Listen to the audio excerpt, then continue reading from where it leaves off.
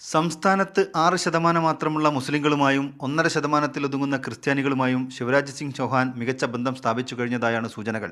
സൂര്യനമസ്കാരം പോലുള്ള നിർബന്ധിത ആചാരങ്ങൾ സ്കൂളുകളിൽ ഏർപ്പെടുത്തിയതിന് ചൗഹാൻ വിമർശനം ഏറ്റുവാങ്ങി. അതേസമയം 65 വയസ്സ് പിന്നിട്ടവർക്ക് തീർത്ഥയാത്ര നടത്താനുള്ള സർക്കാർ പദ്ധതി അജ്മീറിലേക്കും വേളാങ്കണ്ണിയിലേക്കും ഉൾപ്പെടുത്തി ചൗഹാൻ കയ്യടി നേടുകയും ചെയ്തു. बीजेपी से नाराज़ नहीं है मुसलमान.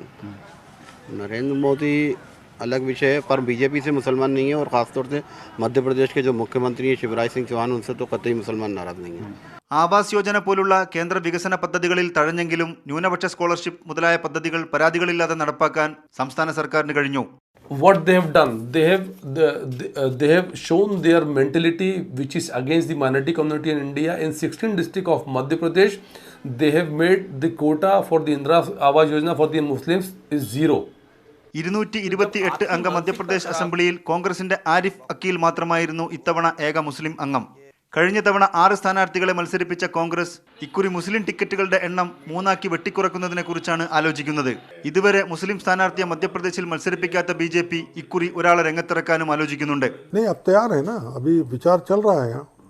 टिकट देगी, किसी मुस्लिम्स को टिकट देगी. മധ്യപ്രദേശിൽ നിന്നും